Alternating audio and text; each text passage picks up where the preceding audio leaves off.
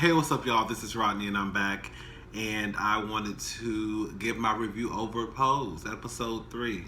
I just finished crying. I cry every episode of Pose, y'all. I cry every episode of Pose. I am not lying. I'll tell you how sensitive I am now. How, not even sensitive, how happy I am just to see. I'm going up the escalator at work. Well, I was in the mall the other day. So I'm going up the escalator, and the escalator is right by Gap. And Gap, they have, you know how all the businesses now are so pro gay, whatever. Happy, selling rainbow shit, basically. I guess that's what I'm trying to say. And one of the pictures in the Gap window was a picture of a little black boy and this black woman, and I'm assuming the boy was gay, and I almost started crying just because, like, I didn't see stuff like that growing up. Like you like, I don't know. Anyways, so let's go ahead and get into this review. So the episode starts off Tuesday, May the 1st, 1990, and Angel is basically interviewing for the Fresh Face campaign. Angel is selling herself, bitch. You know, I'm sitting here like, okay. I think Miss Ford is buying everything that Angel is selling. Angel is basically letting her know that, you know, you don't have people that look like me. You need to put a bitch that look like me in the campaign. Miss Ford is giving me at first I thought Miss Ford was going to be some shady character, but turns out that she's actually a decent woman. At one point I thought that she was going to know that she knew about the old photographer and his trifling ass, seedy ass ways, but again, like I said, she turns out to be, you know, decent fish. So I'm not mad at that. So the next scene they go is the ballroom scene. Angel, you know what? Angel is pretty much about to be the new Elektra. Like, she's fucking up the ballroom scene, tens across the board, you know, snatching trophies left and right. She's pretty much on her way to being Elektra.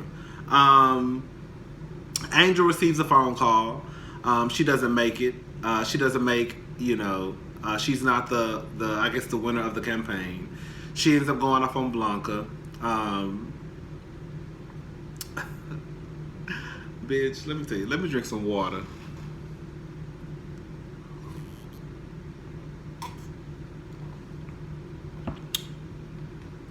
Cause baby, when Lil Poppy and Angel kissed, I wanted to throw that bitch over that railing into that water.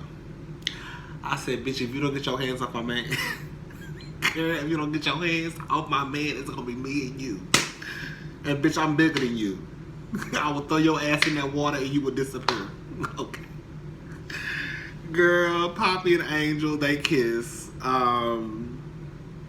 Girl, whatever. I don't even want to talk about the child.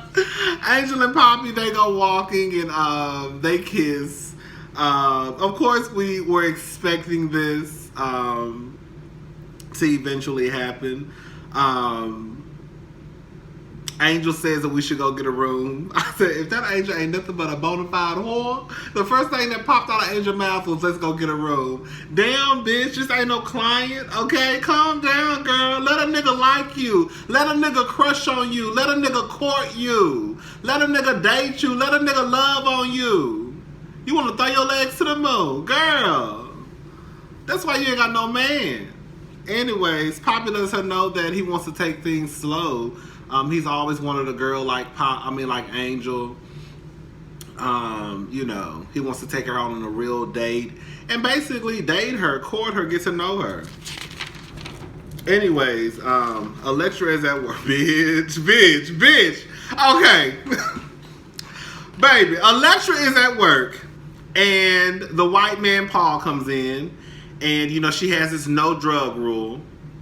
Paul loves doing poppers and cocaine. You know, Elektra, poppers are not drugs. We've already talked about the popper situation in the last video. I've done poppers. I do poppers. You can buy poppers out of a porn store. You can buy them offline. Yeah, it's just kind of like a rush that you get while you're having sex, and then it kind of like goes away. But too much popper, too many. Is it too? Doing too much poppers can be bad for you. I think, in my opinion, it can be. Not to say that you'll end up in the hospital, but eventually, like even during sex, like your dick can go limp if you doing like you sitting there inhaling shit.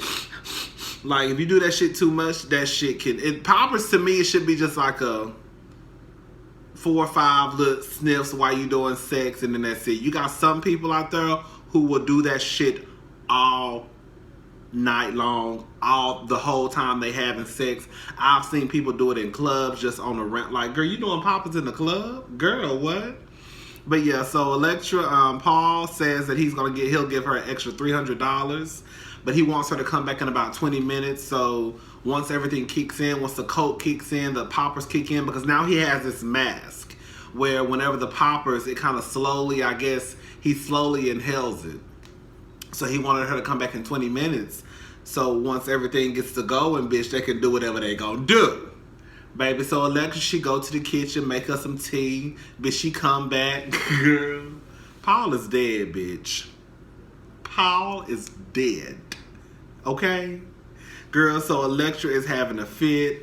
When I tell you, this is probably some of the best acting that I have ever seen Elektra do, is when she walked back into the room and saw a dead body.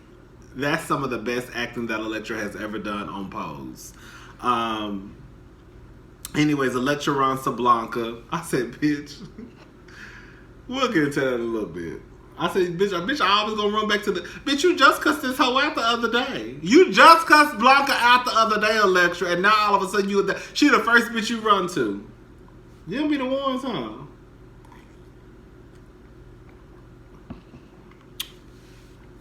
Blanca tells her to call the cops. You know, Blanca too green for me. But anyways, Blanca tells her to call the cops. I'm sorry, I lost my train of thought. Blanca tells her to call the cops. Elektra is like, she didn't want to. So Elektra basically runs to Candy. Candy is now a stripper. Like, Blanca's like, this bitch is on a pole now. So Candy is a stripper. Candy. I think Candy is probably one of my favorite characters on the show. I just love everything about Candy. I love the way she speaks. I love the way she cuss a bitch out. She don't mind. She asks, so they tell Candy what happened. Candy said he white. And then Blanca says, oh, you fucked. Candy is basically like, bitch, don't you call them motherfucking cops, bitch. Like, you a whole goddamn tranny. Like, that shit ain't gonna work. They're gonna put your ass underneath the jail. Blanca still want her to call the cops, though. I will say this much. One thing that I do love, and one thing that I love that they're showing, is even though Candy was about to bash in Candy was about to bash in Elektra's head last week with a whole goddamn hammer. And Elektra was about to slice and dice Candy's face like a piece of fish. Girl, a week later, bitch, we best of friends. We ain't even best of friends, bitch. I can't stand you, but at the end of the day, you still my sister. And when you going through shit, we all going through shit. So, bitch, we gonna figure out together how to get you up out of this shit. I love the fact that even Elektra cursed out Blanca. Blanca was still like, bitch, that's still my mama. You know what I'm saying? Like, at the end of the day, that's my mama.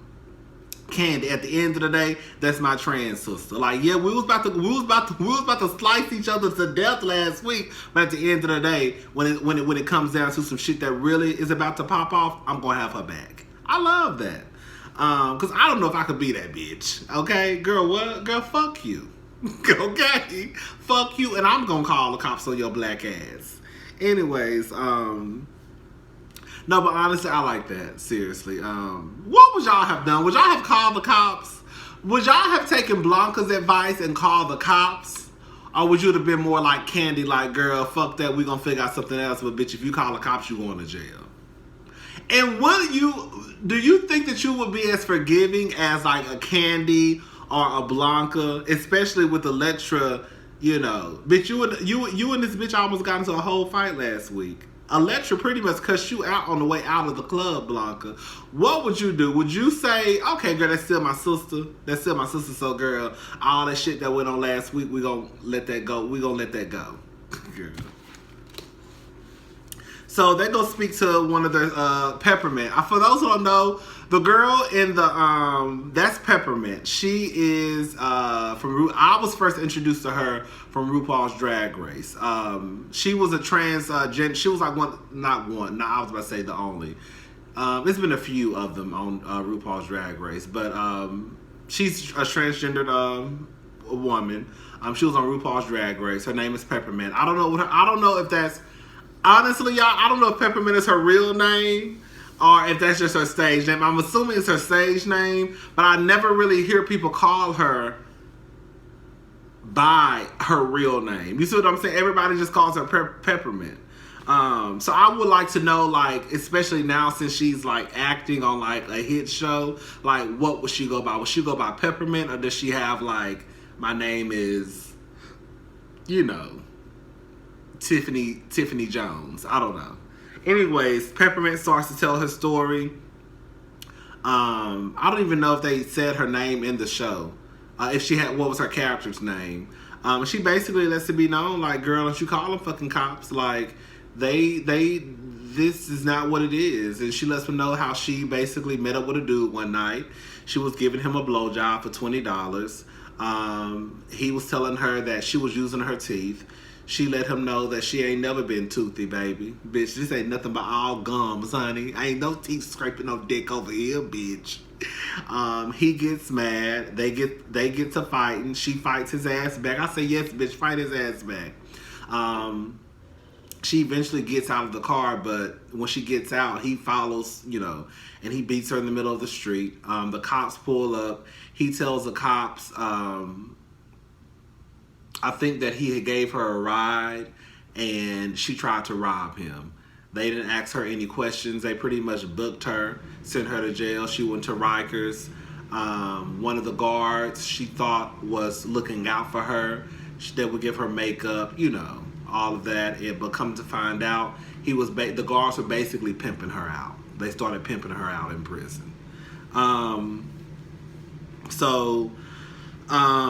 Elektra doesn't want Blanca to hear any more of what's going on. You know, basically like, girl, you don't need to hear this because if some shit pop off, basically Elektra is protecting Blanca. You don't need to hear this shit because if some shit pop off, like, you just don't need to be in the, you don't need to hear no more than what you've already heard. Blanca pretty much Elektra pretty much, did I say, have I been saying Blanca? Elektra doesn't want Blanca to hear any more than what she's already heard. So Elektra sends Blanca to her room. Candy says she knows someone that can get rid of a body. Basically, it's the same bitch, the bitch who botched Candy's body and had her pass out in the middle of the ballroom last season. She goes back to her. Now, this is the part where I'm just confused. Like, girl, Elektra about to end up in jail. I don't care what nobody say. So basically, they wrap the body up like a cocoon. And I guess they pour whatever is on the body. I don't know what they were pouring on the body. Like, I was so confused. I said, okay, so basically Elektra gonna be going to jail in about 4 episodes. So they wrap the body up, basically put the body inside of a chest, and they put the body in Elektra's closet. And then I guess the body just sits there. And, you know, I guess whatever stuff they put on the body, that's going to stop it when the body starts to decompose. I guess the scent won't be as strong and people won't smell it. I was so confused. Like, I don't know. I wasn't following it. So anyways, excuse me, y'all. Oh, Damon seemed like a hating ass hoe. So, y'all know Angel, you know me and Angel got a love-hate relationship. I like the bitch. I don't like that she pushed it up on my man. Okay?